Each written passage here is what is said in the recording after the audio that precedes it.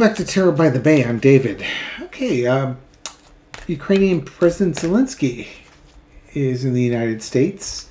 He was in Washington in front of the White House and Congress, and he presented them with his plans for reaching an endgame in the war by improving Ukraine's chances on the battlefield and its eventual leverage at the negotiating table.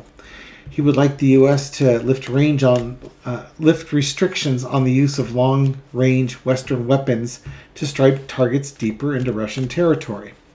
While no decision was made on that, President Biden did announce $1 billion more worth of missiles, drones, ammunition, and other supplies to be sold to Ukraine.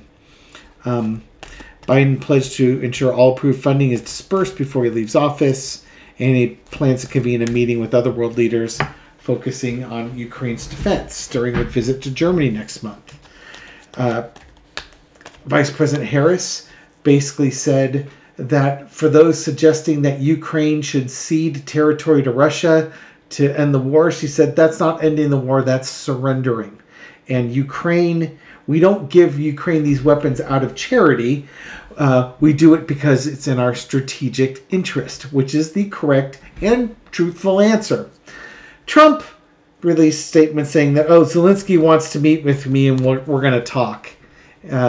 He says we need to come to an understanding. When asked if he was going to suggest that Zelenskyy cede territory to Russia, Trump just said, we'll see. Which means, he's got no plan. The man who's going to end the war overnight, he's got no plan. It's just more Trump BS.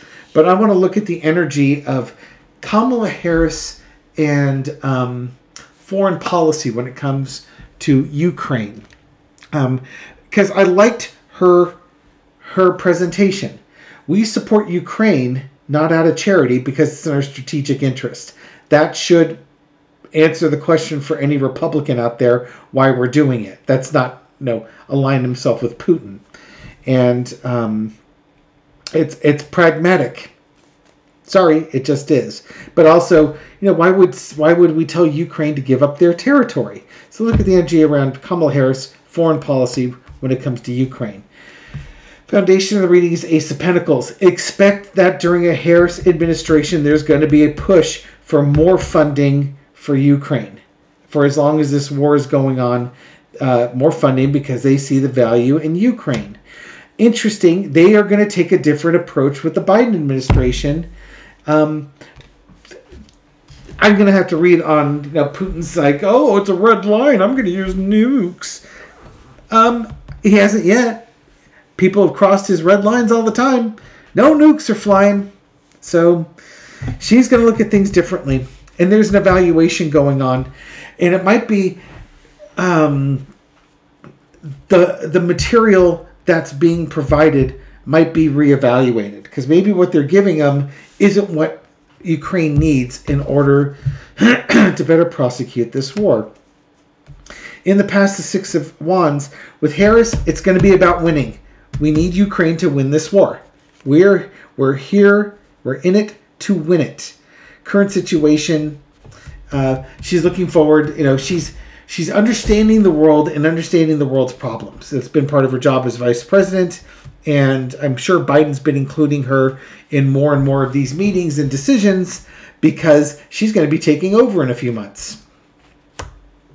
Overarching energy is the devil. Part of it is how you're going to negotiate U.S. Congress with Republicans.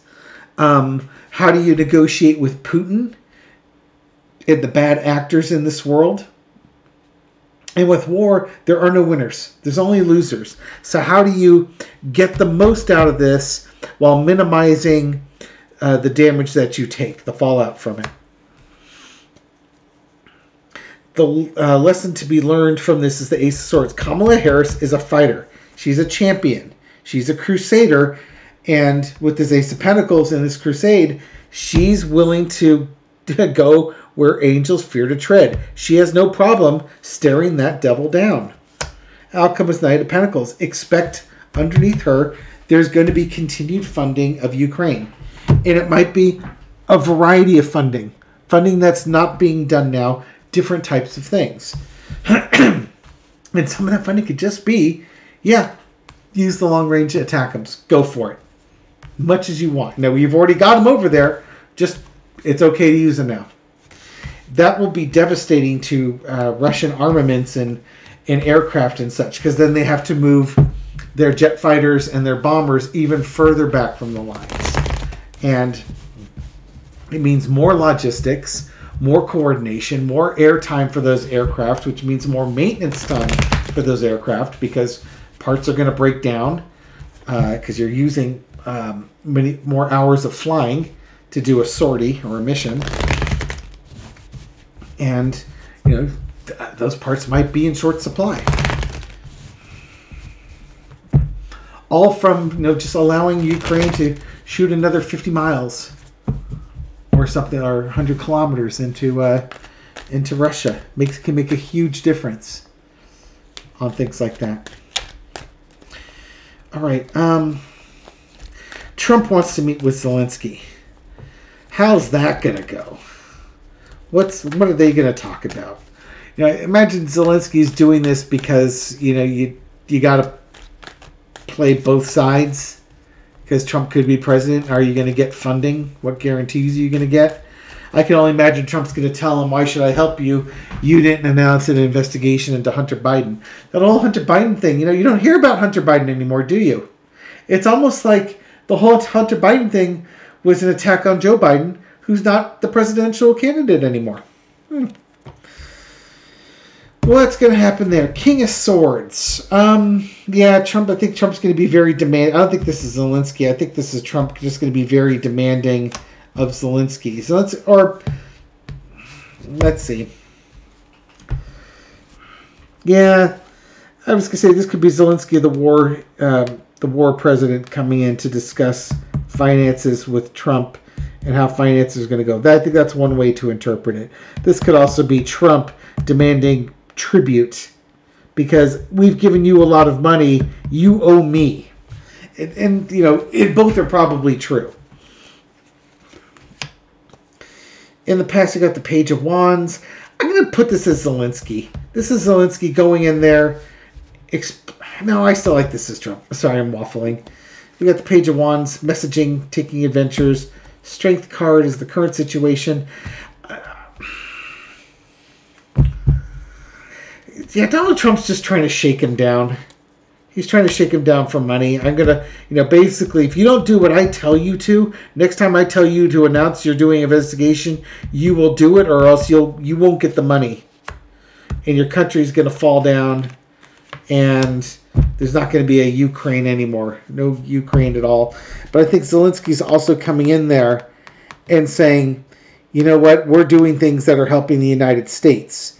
I've come to you in the past. I've accommodated you as best I can. We're putting Russia on their heels, and we've done it with one arm tied behind our back. We're going to win this war for Ukraine.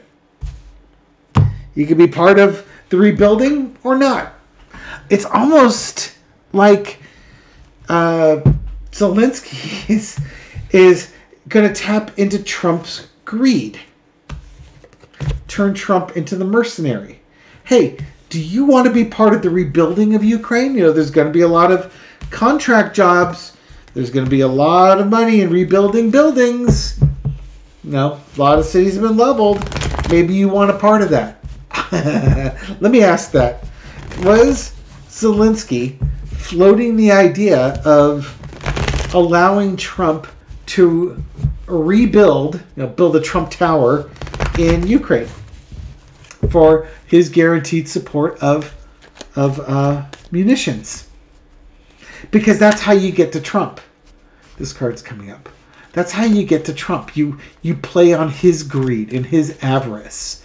And it's a deal, you know. And then you'll be able to, you know, come up with the Trump Tower in Mariupol or something like that. Okay, let's just do a 4-carder on that one. I've got one card up, and I've not looked at it yet, and you're going to see it at the same time I do. Oh, yeah. The Smug Merchant playing right on the businessman. And, you know, making money.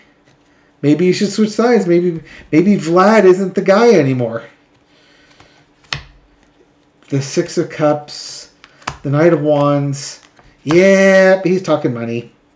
Yeah, he's telling Trump, that the smart play is we're going to win this war. If Putin was going to win, he would have won it already, and he hasn't. It's like, it's time to flip. It's time to switch sides. Donald, that's the smart play, because we're going to have to rebuild. There's going to be a lot of building. There's going to be a lot of grants and money. We have to rebuild all of Ukraine. Do you want to be part of it? Yes or no? There's money to be made. This is how your father made his money. This is how you can make your money. You in? All we ask from you is that you keep supplying us with arms. I think Zelenskyy is turning out to be quite the statesman. I'll be really curious to hear Trump's tune after he meets with Zelenskyy.